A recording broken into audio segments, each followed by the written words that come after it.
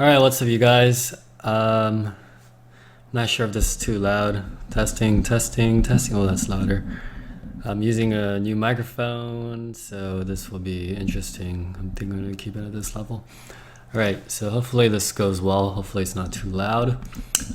So here we go, combustion. I'm doing these video notes so that tomorrow we can just focus on double replacement and so we don't need to do combustion right after that. So combustion reactions you guys should be very comfortable with by now. So to predict products of combustion reaction should be fairly simple, right? Combustion, or to combust, means to burn. So we usually have a hydrocarbon that contains, which means that it's a molecule that contains C's and H's that undergo combustion reactions. So we know that the reactants are always going to be O2 at least with something else, and generally we're going to react with hydrocarbons, so in this format CXHY, and of course the products will always be water and carbon dioxide. So the general form is going to be like this, like so. We already know this, we already covered it, where we have a reactant plus oxygen also as a reactant will yield water and carbon dioxide. So for example, we have octane over here. It's going to react with oxygen to form water and carbon dioxide. These coefficients in the front, they're here because they serve to balance the equation. So here are the rules for combustion reactions. Okay. First rule, as always, write the given. So for the complete combustion of propane, C8H8, let's go. Write the given formula, so that's it. Okay, I actually should have an arrow like that right here. That's fine. And then you're going to add oxygen as a reactant, right? Oxygen is a diatomic, so always keep it as O2. So like this. And then next step, your products always H2O and CO2, so just put that in your products like that. And after, just balance the equation. So like this. That's it. It's going to be like this for all combustion reactions, so it should be fairly simple. And so that demo we did, we're probably not going to do this in class again, but the demo with the whole methane, I trapped soap bubbles and methane. You guys tested it as well, and we were able to combust methane. Here's the equation. So here are some practice problems that you guys can do and check on Haiku for this for the answers. There's actually answers like that, so you can check your answers on your own. Actually, we'll do it together. So methane, we already know, we just went over this. Ethane is just C2H6, so here we go, plus oxygen will yield carbon dioxide and water, and after that balance the equation. Okay, so I balance the equation by putting the coefficients like this.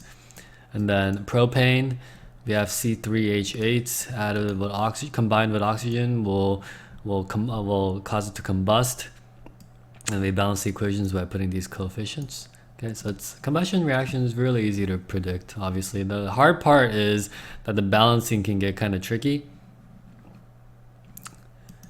All right, so we're gonna do a lab tomorrow. So no, not tomorrow. We're gonna do a lab the day after tomorrow, which is Wednesday, since this video is on Monday.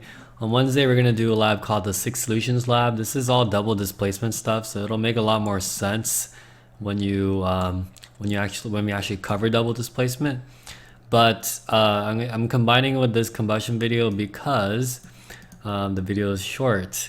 So first of all, this is sort of a detective lab where you guys are going to be doing just a whole bunch of reactions and then figuring out which letter, right, letter A through F belongs to a certain solution. Okay, and in order to do this, you actually have to do research beforehand. So here's a lab in front of me. We have six solutions over here that I made. You don't know which one's which. I just have the beakers labeled A through F, A, B, C, D, E, A, B, C, D, E, F. Yeah, A through F. You have to figure out which ones they are by combining 2 of these in all possible combinations until you figure out which one it is. Now, based on the reactions and what you form, that's how you're gonna know whether which ones are which. And it sounds kind of complicated right now, but it is complicated. It's semi-difficult. But in order to do this, you have to do your research. So the pre-lab is actually going to consist of these 3 points over here. First of all, you need to make sure the formula and the color of each of these compounds. So you have to do your own research. Actually, you have to research the colors. Okay, and then the reason why is because a compound usually makes solutions of the same color as its crystals. So if these things react and you get a certain color, you want to know which color belongs to which solution. Okay, so do your research, have a list of predicted reactions. This is number 2, have a list of predicted reactions and the precipitate color. In other words, find out what you're looking for before you do lab, otherwise it's impossible to complete the lab. So what I want you to do is take each of these and make a combination of all of these different solutions and write the reactions. So you should have a whole bunch, right? You're gonna react silver nitrate with hydrochloric acid, do a double replacement reaction, and then you're gonna do silver nitrate with sodium carbonate, write the formula, balance the equation, whatever. And then silver nitrate with lead nitrate, silver nitrate with potassium iodide, silver nitrate with sodium chloride. And then you're going to do hydrochloric acid with sodium carbonate, hydrochloric acid with lead nitrate, and so forth. So you'll have a really long list of all the different reactions already written down. If you don't do this, it's impossible to do the lab. You won't have time, and you won't know what you're looking for because you have to research the precipitate color of the products. Okay, research the precipitate color of the product. Also research the color of each of the compounds, just in general. Also, don't forget that smell and texture may be big clues. Okay, you're not going to be really smelling anything, but texture will be definitely a clue.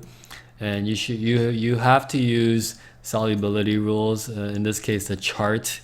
You have to use a chart, whether or not things are precipitate or not. Okay. You can also use a chart to test whether things are no reaction. We know that if it's no reaction, that means it's probably one of your out of all the different combinations you wrote, it's probably, if you have a no reaction, then you know it's going to be one of those combinations, which means that, you can narrow things down. Okay, it's really detective work. And then here are the procedures. So read the procedures very carefully. Okay, there is extra credit offered depending on whether you're successful or not. So, and then here we go. Here we have our chart. So this will help you to do your reactions in these boxes. So you can actually put like a transparency over this page and then do mix solutions A with F, B with F, C with F, and so forth. And then you can figure out your conclusion. And then at the very end, you need to, as a post-lab, write rationale for how you figured out each bulb substance. And you must tie in your research. So all this research you have done, okay? You have to type up your research or handwrite it. Or you have to have a separate data research section, okay?